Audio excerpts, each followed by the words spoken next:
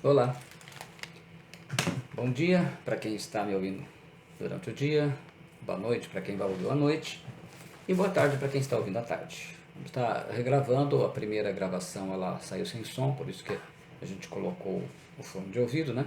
Para a gente gravar novamente a mensagem e poder aí abençoar todos aqueles que têm acompanhado a lição, as lições da Palavra do Senhor. Nós estamos aqui então, vamos falar sobre a lição número 8, a Arca de Noé.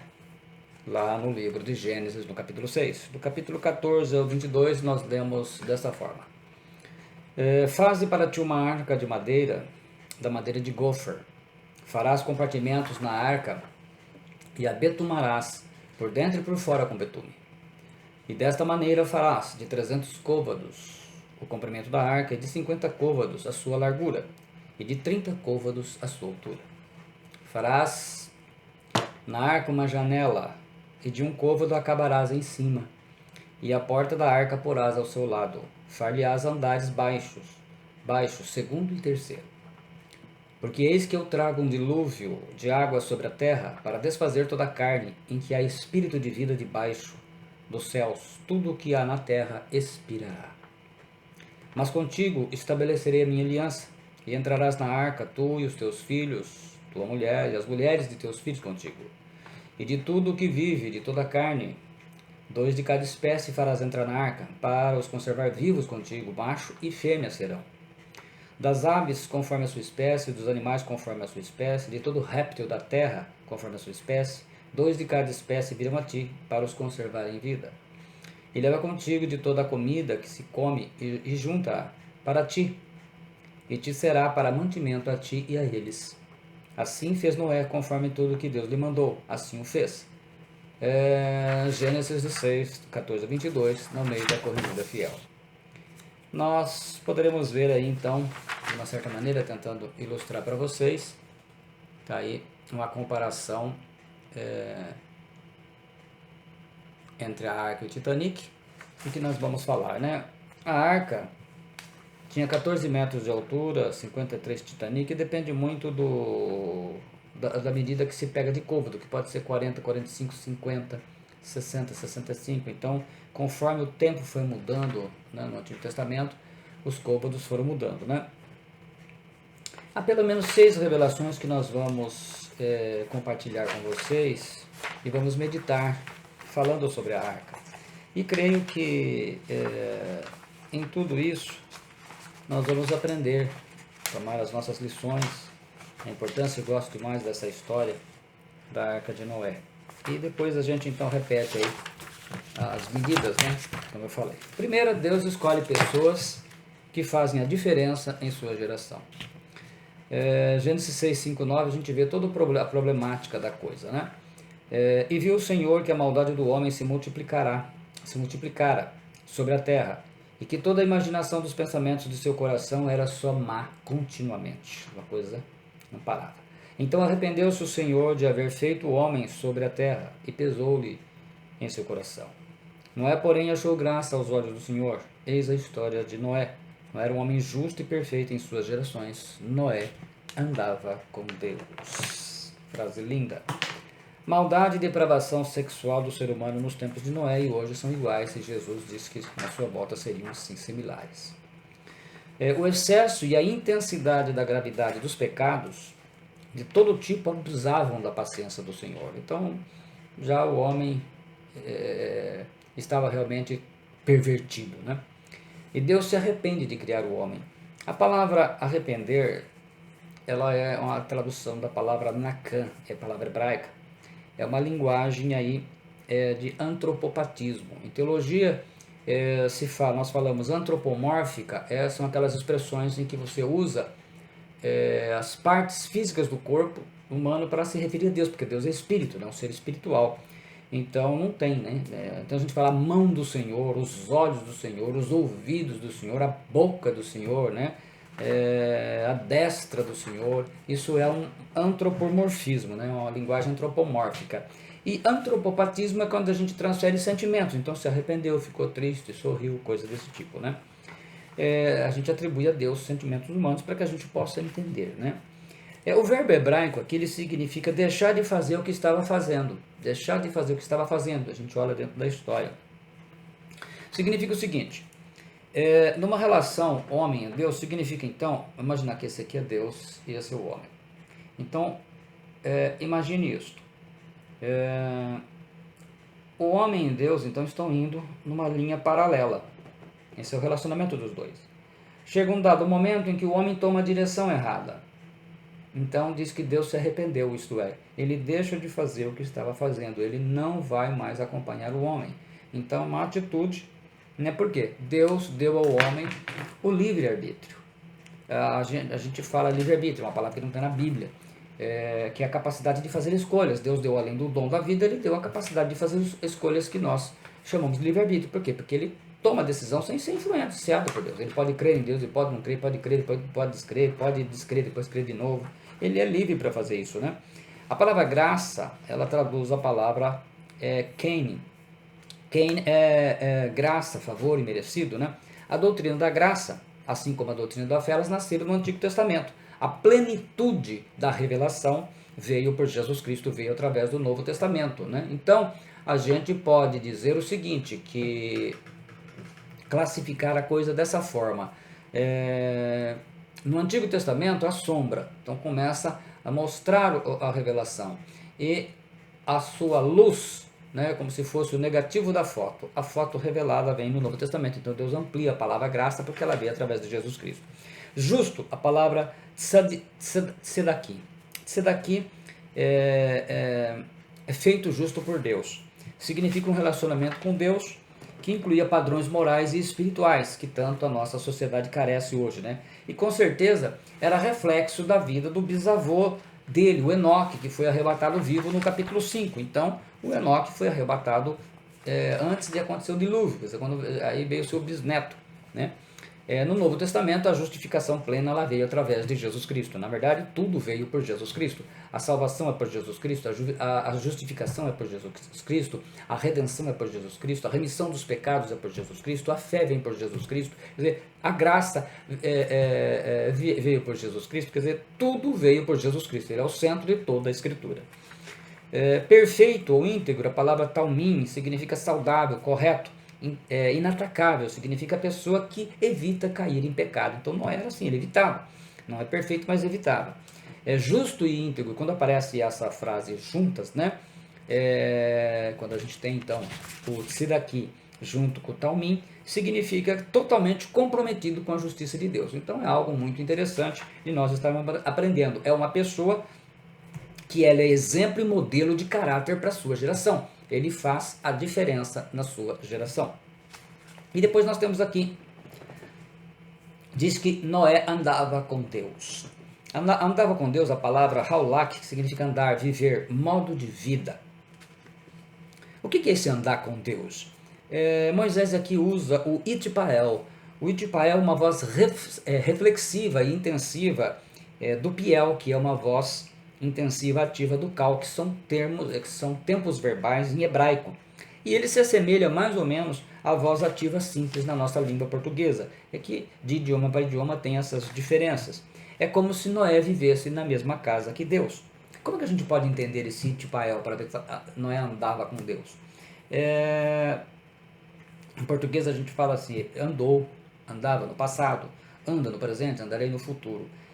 O hebraico ele tem uma intensidade verbal, então ele quer destacar uma situação. Então eu dou sempre o exemplo. Um pai tinha duas filhas, a Sara e a Rebeca. As duas estudavam piano, Sara mais velha, a Rebeca mais nova. Então o pai determina, a ordem do pai é que as duas estudem o piano 1 hora. Então cada uma tem 1 hora, uma faz 1 hora, depois a outra faz a hora. Então a Rebeca fez primeiro, caçula, o pai deixa a menor fazer. Então ela vai lá, terminou a hora, olhou no relógio, deu a hora dela, e graças a Deus, pai, cumprida a missão, saiu.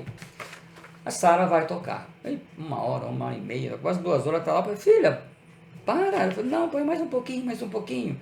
Essa intensidade que Sara tem com a música, com o instrumento, é que o hebreu usa o itpael, correto? Então, se a gente fosse traduzir literalmente o texto, ele diz, e andou intensamente Noé com Deus. Noé amava andar com Deus. Então, como uma pessoa Se a gente fosse trazer para os nossos dias atuais aqui, eu diria que o seu celular é o Itipael, o seu uso dele. Por quê? Você anda intensamente com ele, muitos dormem com ele, acorda com ele, come com ele, olha, só não toma banho, porque acho eu que ainda não tem um celular à prova d'água, mas esse é o Itipael. São pessoas, são coisas intensas, né? E que a gente precisa estar atento para não criar idolatria. Segundo, Deus manda avisos, instruções e o projeto. Em Gênesis 6, 13 e 17 ele diz: Então disse Deus a Noé: O fim de toda a carne é vindo perante a minha face, porque a terra está cheia de violência. E eis que eu desfarei com toda a terra. Porque eis que trago um dilúvio de água sobre a terra, para desfazer toda a carne em que há espírito de vida debaixo dos céus. Tudo que há na terra expirará. É verdade que o Novo Testamento, então, ele vai trazer luz. Segundo Pedro 2,5 diz: E não perdoou o mundo antigo, mas guardou a Noé, a oitava pessoa, o pregador da justiça, ao trazer o dilúvio sobre o mundo dos ímpios. Então, ele clareia e mostra realmente que Deus honrou assim. As instruções de Deus. Primeiro ele fala: Faze para ti uma arca de madeira de gofer. Gofer é hebraico, a palavra que significa cipreste da Síria. Ele era usado nas construções nesses tempos de navios, pois ele não apodrecia e nem era comido por vermes, que era exatamente o que Deus precisava ali, pelo tempo que ele ia ficar com água e nas águas, né, carregando aquele povo todo. Em 6,14 de Gênesis ele diz: Farás compartimentos na arca e a betumarás por dentro e por fora do betume, com betume. Betume é coffer, resina, asfalto. Então Deus não confiou, é interessante, os meios de salvação para o homem. Ele próprio projetou, mandou fazer de acordo com a sua sabedoria, a sabedoria de Deus, porque ela é perfeita. O Noé foi obediente, então problema resolvido. Verdade também que o Novo Testamento vem o quê? Ele vem exaltar, ele vem iluminar para nós o entendimento. Hebreus 11:7 diz: Pela fé Noé, divinamente avisado das coisas que ainda não se viam, temeu e para a salvação de sua família preparou a arca, pela qual condenou o mundo e foi feito herdeiro da justiça, que é segundo a fé. É interessante, nós vamos ver um pouquinho mais à frente aí, que é um cálculo feito que entre 1 e 2 milhões de pessoas viviam nesse tempo. Vamos pegar 2 milhões de pessoas. Noé salvou a família dele. Ele pregou para quem ele pôde, não alcançou os 2 milhões, mas ele pregou para quem pôde. As pessoas não acreditaram nele. E o que aconteceu? Ninguém creu, mas ele fez a lição de casa. Ele cuidou da família, pregou, evangelizou. Não foi, deve ter sido agradável com todo mundo, mas no final todo mundo foi salvo. Então, às vezes a gente tem que escolher entre agradar a família e pregar a verdade. E Noé escolheu pregar a verdade e salvar a família. O projeto de Deus, Gênesis 6, 17 ao 18 e 21. Família e os animais. Mas contigo estabelecerei a minha aliança, e entrarás na arca tu e os teus filhos, tua mulher e as mulheres dos teus filhos contigo, e de tudo o que vive, de toda a carne, 2 de cada espécie farás entrar na arca para os conservar vivos contigo, macho e fêmea serão. De toda a comida que se come e ajunta para ti, e te será para mantimento, e a ti a eles. Então Deus dá aí a fórmula certa das coisas. Deus determina o que vai fazer. O seu projeto, salvar as famílias. Então ele salva 4 casais. E também é interessante que ele coloca aí os animais, né? Macho e fêmea, ele vai salvando os animais. Então Deus tem aí a sua ação ecológica de salvar os animais, porque ele queria que as espécies animais continuassem sendo perpetuadas. Qual foi a resposta de Noé? Gênesis 6:22, como nós lemos. Assim fez Noé, conforme a tudo o que Deus lhe mandou, assim o fez. Verdade que o Novo Testamento também vem por luz, segundo 1 Pedro 3:18, 20, ele fala: Porque também Cristo, vivificado pelo Espírito, no qual também foi e pregou os espíritos em prisão, os quais no outro tempo foram rebeldes, quando a longanimidade de Deus esperava nos dias de Noé, enquanto se preparava a arca, no qual poucos, isto é, 8 almas se salvaram da água. Então, poucas, 8 almas. Então, ele fala que o Senhor Jesus foi em espírito em prisão. Isso aí também é uma controvérsia grande na teologia, mas o texto diz mais ou menos exatamente isso, né? Pedro fala que Jesus foi pregar para aqueles espíritos que estavam em prisão e que no tempo de Noé não conseguiram, né? Não deu tempo dele receber essa mensagem sobre o dilúvio. Tal como esta figura agora também, o batismo nos salva. Não do despojamento da imundície da carne, mas a resposta de uma boa consciência para com Deus pela ressurreição de Jesus Cristo. Então, o dilúvio, ele prefigura o batismo de Jesus Cristo, como o batismo que salva, quer dizer, porque Jesus disse que quem crer e for batizado será salvo, né? Marcos 16:16. Então aqui, 15, 16, 16. Então, o que acontece?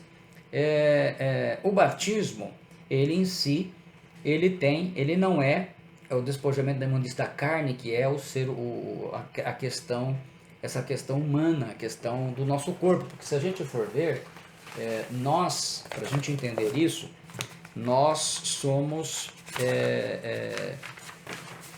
assim. Acho que é importante dizer isso aqui para vocês. O Espírito Santo, ele recria o espírito do homem, vamos dizer, colocando o meu, né, para todo mundo entender por si. Ele recria o meu espírito quando? Quando eu confesso Jesus Cristo com minha boca, Romanos 10:9, ele se torna meu Senhor, eu confesso como meu Senhor, então eu tenho um novo nascimento e eu me torno filho de Deus. Agora eu sou um filho de Deus, Jesus é o primogênito. Veja bem, a palavra de Deus, então o meu espírito nasce de novo, tem um novo nascimento. A palavra de Deus, ela restaura a minha alma para colocar um certo equilíbrio dentro daquilo que a palavra nos diz, né? No que eu penso, no que eu sinto, no que eu escolho, debaixo da BAP, que é a BAP, boa, agradável e perfeita vontade de Deus. Então a palavra de Deus, ela vai restaurando a alma, à medida que você vai conhecendo, e isso vai trazendo equilíbrio. Então você tem o espírito que o seu espírito teve um novo nascimento, a sua alma, ela vai sendo restaurada pela palavra de Deus. Agora, quem não tem acesso à palavra de Deus, vocês já viram o que está acontecendo com a alma dele, né? A consequência vai no corpo. O meu corpo não se converteu. O meu corpo não teve novo nascimento. E o meu corpo não é restaurado pela palavra de Deus. Ele tem impulsos e instintos primários. E é por isso que a Bíblia chama da carne. E ele diz que aquele que está na carne não pode agradar a Deus, né? É uma luta entre a carne e o espírito. A responsabilidade de disciplinar o meu corpo é toda minha. E o jejum, ele ajuda nisso. Ele não só humilha a alma, mas ele também ensina a disciplinar o corpo. Porque o estômago, por exemplo, quando ele é um servo maravilhoso, mas quando ele é senhor cruel. E todas as partes do seu corpo. Então, por isso que muitas pessoas vivem pensando e fazendo coisas erradas e pecados terríveis. Por quê? Porque certas partes da sua vida, partes sexuais, o olho, o ouvido, é que são seus mestres, é que são seus senhores. Então, o batismo, ele não vai despojar você disso, mas ele te dá uma boa consciência pela ressurreição de Jesus Cristo que você precisa ter uma vida de obediência à palavra de Deus. O cálculo feito pelos pesquisadores do site Population Reference Bureau, www.prb.org, calcula que o mundo, né, teria entre 1 ou 2 milhões de habitantes no tempo de Noé. A arca de Noé, no dilúvio, é uma figura do batismo ensinado por Jesus Cristo. Portanto, batismo, a palavra grega, baptisma, significa imersão, submersão, um rio de imersão nas águas. A palavra ela é usada nesses tempos bíblicos para significar ou para explicar o naufrágio, o afundamento de um navio. Então diríamos, o Titanic batizou, ele mergulhou, né? Então o que mostra, envolve justamente fé e obedecer, né? Quer dizer, as pessoas fazem escolhas, assim como as 8 da família de Noé. Noé, a sua esposa, os seus 3 filhos e as 3 noras. Então, isso nós aprendemos que o batismo bíblico, ele só pode ser para adulto, ou pelo menos alguém que possa saber fazer escolhas, e é por imersão nas águas, né? Fora isso, o batismo de criança e etc, e tal, de bebezinhos, infelizmente não é uma doutrina religiosa, mas não amparada pelos originais da Escritura. O projeto de Deus é sempre a salvação da família, que Jesus Cristo alcance a família, uma família de muitos filhos, semelhantes a Jesus, para a glória de Deus Pai, como nós ensinamos no discipulado.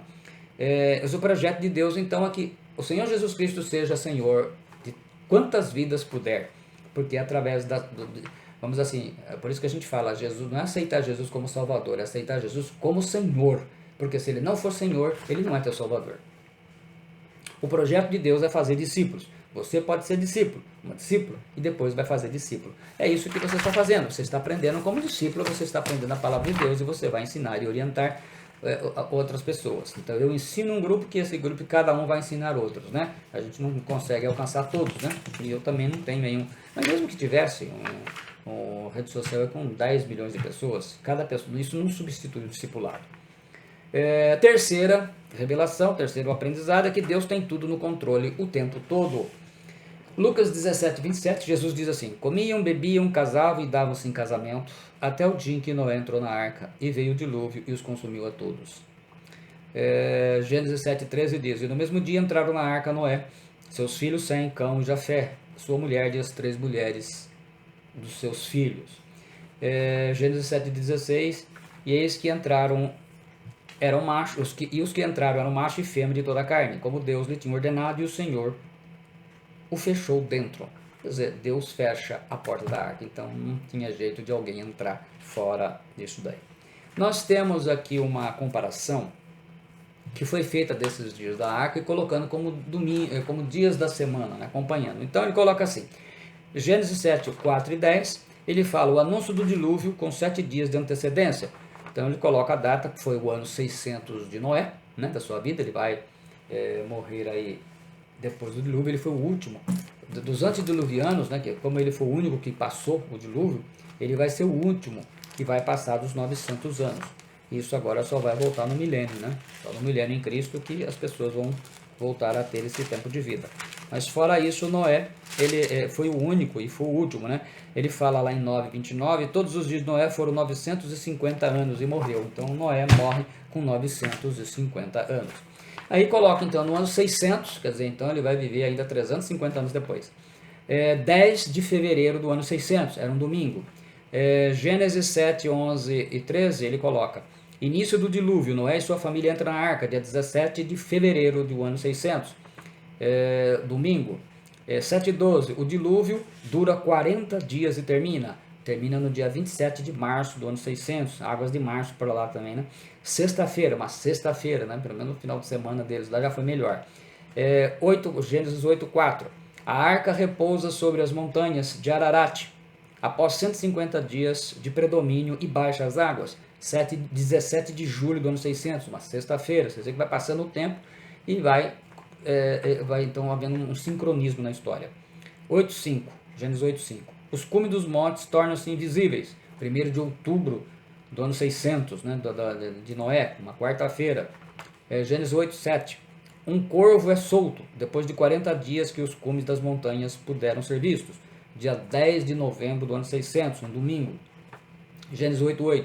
Uma pomba é solta, 17 de novembro do ano 600, um domingo. 8.10. Segundo voo da pomba, após 7 dias retorna com uma folha de oliveira. 24 de novembro do ano 600, um domingo. 8.12. Terceiro voo da pomba, após 7 dias sem retorno. 1º de dezembro do ano 600, domingos, estava chegando, se fosse nos nossos dias, estava chegando próximo do Natal, né? Gênesis 8.3, as águas baixam completamente, final do período de 150 dias. 17 de dezembro do ano 600, uma quarta-feira. Aqui já tem bem, se fosse nosso tempo, estaria bem mais próximo também do Natal, né? Gênesis 8.13, Noé remove a cobertura da arca, 1º de janeiro do ano 601, então já virou o ano, uma quarta-feira. E de Gênesis, né, no período de 70 dias, a terra então vai ser seca, né? As águas baixam 150 dias, começam a baixar. Num período de 70 dias é que a terra está seca. Então, Gênesis 8, 14, 19, a terra fica seca, Noé sai da arca. 27 de fevereiro do ano 601, numa quarta-feira, né? Tempo total na arca, 370 dias. Eles ficaram 370 dias dentro da arca. Quarto projeto. Quarta revelação. O projeto traz a lista dos convidados. Gênesis 7, 1, 3. Depois disse o Senhor a Noé: entra tu e toda a tua casa na arca, porque tenho visto que és justo diante de mim nessa geração. De todos os animais limpos tomarás para si 7 e 7, o macho e a sua fêmea. Mas dos animais que não são limpos, 2, o macho e a sua fêmea. Também das aves dos céus, 7 e 7, macho e fêmea, para conservar em vida sua espécie sobre a face de toda a terra. Então na arca entrou somente quem estava na lista dos convidados. A arca ela não era um cruzeiro de férias ou passeio como o Titanic. Deus não tolerou uma geração sem arrependimento. Tem muita gente que está indo para o inferno acreditando que será salvo porque é evangélico, porque é católico, porque é espírita, porque faz boas obras. No céu só tem lugar para quem tiver o novo nascimento. E, portanto, Jesus Cristo foi o seu Senhor. É aquele que foi justificado. Se não for justificado, é justificado pelo sangue de Cristo. E para isso tem que nascer de novo. Então, se a gente fizer a comparação, como ele está fazendo a comparação com o Titanic, que a gente começou a fazer, né? Na medida que foi dado sobre a arca, Gênesis 6,15. A arca tinha 300 côvados, então, tomando como parâmetro um côvado de 50 centímetros, 150 metros de comprimento. O Titanic tinha 270 metros de comprimento, tinha 120 metros a mais. A arca tinha 50 côvados de largura, então 25 metros de largura. O Titanic 57 metros de largura, são 32 metros a mais. A arca tinha 30 côvados de altura, ou 15 metros de altura. O Titanic tinha 30 metros de altura, o dobro, 15 metros a mais. A arca ela não foi projetada para exibir beleza. Ela era um caixão gigante que seria estável na água e impossível de afundar. Então a missão da arca era não afundar. Ela parece um caixãozão mesmo, né? Ela não tinha beleza nenhuma, ela foi feita para não afundar. E isso foi, vamos dizer assim, essa foi a diferença entre ela e o Titanic. Ela foi feita para não afundar, o Titanic foi feito para afundar. E as duas coisas aconteceram, né? A arca não afundou e o Titanic, todo mundo sabe que afundou. A arca não foi projetada para exibir velocidade, ela nem tinha timão. Deus a controlava, vamos dizer assim, né, modernamente, com seu controle remoto, né? A arca foi construída por um lavrador amador, sujeito nem para ser carpinteiro ou marceneiro, ele era lavrador. O Titanic exalava arrogância e beleza, construído por 2 engenheiros ingleses renomados, profissionais. O Titanic tinha 2.208 pessoas, a arca 8, então o Titanic tinha 2.200 pessoas a mais. Em qual lista a gente estaria, hein? Qual lista você estaria? Você vai estar na lista dos que vão ser arrebatados por Jesus? Ou não? Sempre há lista, e essa lista envolve as pessoas que obedecem, coração e mente. A fé vem pelo ouvir, e ouvir pela palavra de Cristo, que é o que você está fazendo agora. Mas faça a questão de uma coisa: obedecer a palavra de Deus.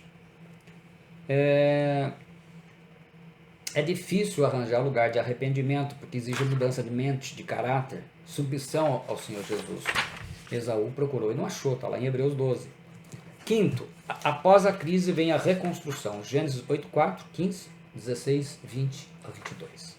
E a arca repousou no 7º mês, e no dia 17 do mês sobre os montes de Ararat. Então falou Deus a Noé, dizendo: sai da arca com tua mulher e teus filhos e as mulheres de teus filhos. E edificou Noé um altar ao Senhor, e tomou de todo animal limpo, de toda ave limpa, e ofereceu holocausto sobre o altar. E o Senhor sentiu o suave cheiro, e o Senhor disse em seu coração: não tornarei mais a amaldiçoar a terra por causa do homem, porque a imaginação do coração do homem é má desde a sua meninice, nem tornarei mais a ferir todo o vivente como fiz. Enquanto a terra durar, sementeira e seca, frio e calor, e verão e inverno, e dia e noite não cessarão. Quando começou o dilúvio, Noé estava na terra embaixo. Quando terminou o dilúvio, Noé estava no topo da montanha, mais de 5 metros de altura. As coisas mudaram, né? Noé, após o dilúvio, o que ele faz? Então ele reconstrói um altar de sacrifício ao Senhor. Noé organiza sua família para povoar a terra. Missão dada, missão cumprida. Agora a gente pergunta assim, o que fez a diferença na vida de Noé? Primeiro foi porque ele andava com Deus. Então quem anda com Deus sempre tem direção. Imagine que ele não tinha uma Bíblia, não podia fazer um estudo, um discipulado. Então dependia realmente da sua intimidade com Deus. Sexto, você vai precisar de sabedoria. Gênesis 8, 20 e 21. E edificou Noé um altar ao Senhor, e o Senhor sentiu o suave cheiro. Como que Noé sabia que a primeira coisa a ser feita após o dilúvio não era de natureza material, mas de natureza espiritual? Porque Noé tinha sabedoria de Deus. A sabedoria de Deus é dada para atuação em duas áreas, para você tomar decisões corretas e para resolver problemas difíceis, entre outras coisas. Tiago 1,5 diz assim: e se alguém de vós tem falta de sabedoria, peça a Deus, que a todos dá liberalmente, e o não lança em rosto, e ser-lhe-á dada. Então Deus dá sabedoria sem reprovação. Se você está pedindo, você vai receber. Você vai ter que reconstruir sua vida espiritual, renovar sua mente na BAP, na boa, agradável e perfeita vontade de Deus, está lá em Romanos 12:2. Você vai ter que realmente se reconstruir espiritualmente a cada dia, como empresário, como funcionário, como marido, como esposa, como pai, como filho, como tio, como sobrinho, como avô, como bisavô, como bisneto, como neto. Você tem que estar no alto da montanha. No alto da montanha aqui é dentro do projeto de Deus. Se não mudar nada, você só vai perder tempo na vida. Jesus disse em Mateus 22:14, porque muitos são chamados, mas poucos escolhidos. Então você vai ter que ser melhor, cada dia melhor. Melhor não andar com Deus, melhor na sua congregação, melhor no seu ministério, melhor na sua vida de oração, melhor na sua vida de leitura da palavra de Deus, a Bíblia Sagrada, melhor no seu relacionamento com seus irmãos em Cristo, melhor no relacionamento com a sua família, mesmo aqueles que não te encaram muito bem, melhor no seu relacionamento com o seu pastor, com o seu líder espiritual, melhor no seu relacionamento com o seu discípulo, seu discipulador, melhor no relacionamento com o seu patrão ou com seus funcionários, melhor como pessoa. Deus escolhe sempre pessoas que fazem a diferença em sua geração. Deus manda avisos, Deus dá instrução, mostra o projeto. Pouco a pouco ele vai fazendo isso. Deus tem tudo no controle o tempo todo. O projeto traz lista de convidados, a gente viu aqui. Após a crise, tem que vir a reconstrução. E você precisa de sabedoria de Deus, não da do mundo. E hoje em dia todo mundo está preocupado em politicamente correto, fazer as coisas para agradar os outros. Meus queridos, você não vai conseguir fazer o politicamente correto se ele não for pela Escritura. Então é isso. E a gente vê que essa família vai ter o seu primeiro problema. E esse primeiro problema gerou um problemão, uma interpretação terrível que causa problemas até os nossos dias e muitos pastores ainda estão falando sobre ela.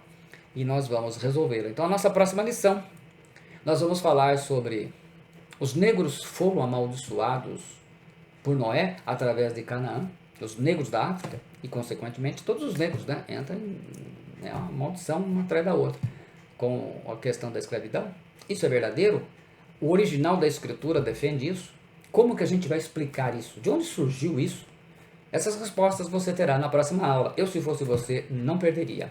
E amanhã, que é domingo, nós vamos começar uma série de ministrações falando sobre a situação espiritual da igreja anticristo, pelo menos aquilo que envolve o arrebatamento da igreja. Passará a igreja pela grande tribulação em 4 partes. Amanhã começa. Você é meu convidado, não queira perder, porque você vai ser edificado. Deus te abençoe em nome do Senhor Jesus Cristo.